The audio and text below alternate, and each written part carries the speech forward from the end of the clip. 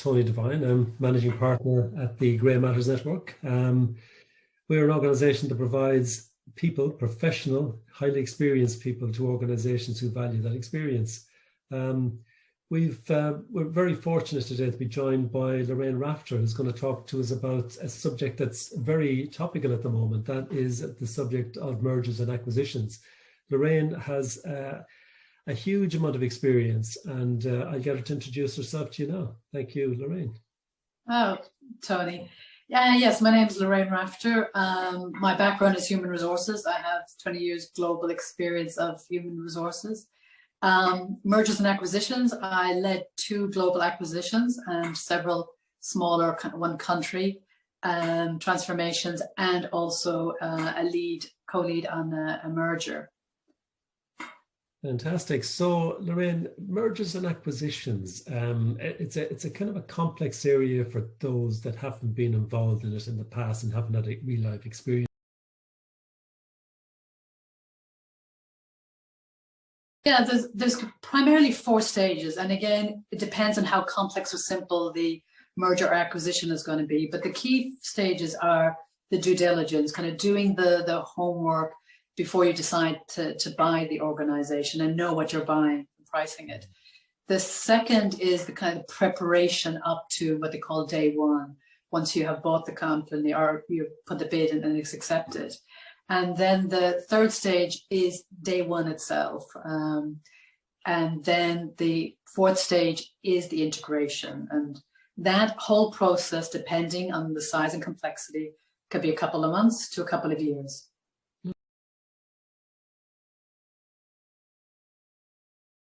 Before, you mentioned due diligence. So what is the focus for the HR stream within the acquisition or the M&A with regard to due diligence? There's several, but I would say the top 3 is you need to know the talent in the organization, which is the top talent, the critical skills, the people that are the expert that you need to keep in the organization. I would say another one is cultural assessment.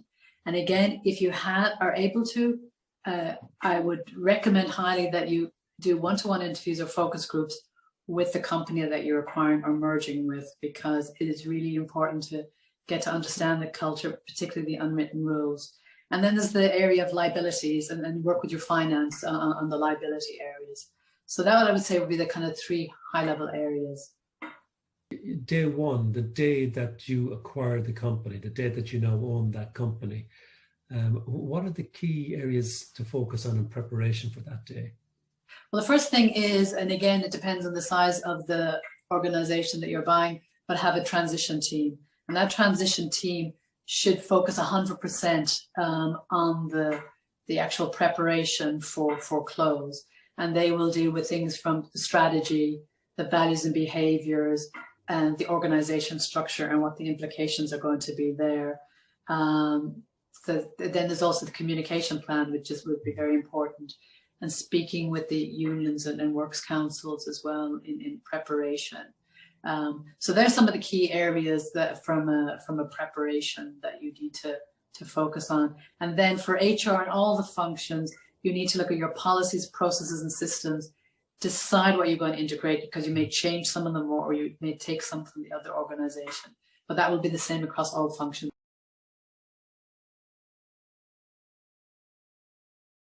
About culture and how important it is. You know, I've heard you talk about its importance, but yet apparently a lot of people ignore it. Can you talk to us a bit about culture in it? Yeah, I think they either ignore it or they underestimate it. So the first thing is you can't price culture. You can't put in your financial model a number for culture.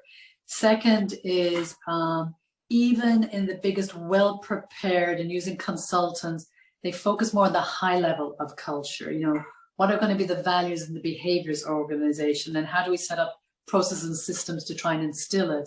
But it doesn't get to what's the day-to-day, how things really work on a day-to-day. What does the leaders focus on? What do they ignore?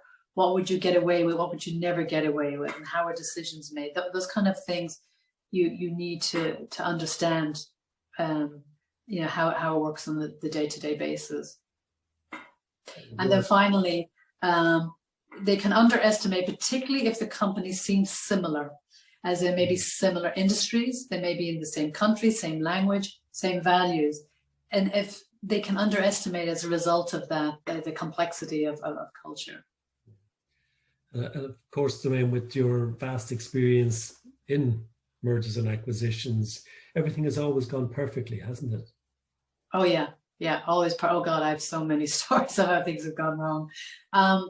But the key ones I would say are you need to be on day one very clear what is a rule and what is a guideline, and particularly across cultures.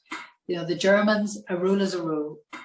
In Ireland, it's a guideline. And if you don't make it clear what's a rule and how it's going to be rewarded, or if you breach it, what the consequences are, that can cause confusion and resentment across the organization, particularly if you start making exceptions, and then the exceptions become the rule as well. It just causes confusion. The second is, you know, the same value is not the same. So, you know, take two organizations, safety first is the value. But when you look deeper, the company that you're acquiring, there seems to be very few minor breaches or minor accidents. It's more, the accidents are kind of more substantial, or fatalities. And it's because they haven't instilled in the smaller things the importance of culture. So it's very important that you kind of drill down into what the organizations mean by values. And the other one that I'd say is very important is if you have an opportunity to be able to sit and observe in meetings, because the power or the weakness of meetings, you know, the things to look out for and to observe is, does it start in time? Does it have an agenda? Do they keep to the agenda? Do they discuss and debate in the room? Do they make the decisions in the room? Do they make them outside of the room? What are the dynamics going on in the room? This all tells you something. And recently I was working on an acquisition, JV, and this was the fundamental issue between the two organizations. You know, meetings weren't starting on time.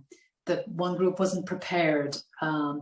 They didn't have enough time to discuss and debate things, and decisions were delayed to the next meeting or the next meeting. And so they just piled up the decision making. And then some of these decisions had to be made outside of the room, and people were getting annoyed and upset about that, and distrust came in. And so you can just see what happens in the simple thing like that, how things can start to break down. They would be the key things, as well as finally always communication, facts versus rumors. Ask daily, what are the rumors? As you go to the copy machine, ask people, hey, any rumors? And squash them as quickly as you can. Tell them what you can, and if you can't, tell them you can't. And I think that's the kind of underlying message for me, that this is not about the numbers anymore, folks. This is now about the people. So really appreciate your expert opinion. Clearly, you can get access to people like Lorraine and other experts on our panel by logging on to the greymattersnetwork.com. We'll have more of these podcasts over time. Until then, thank you very much.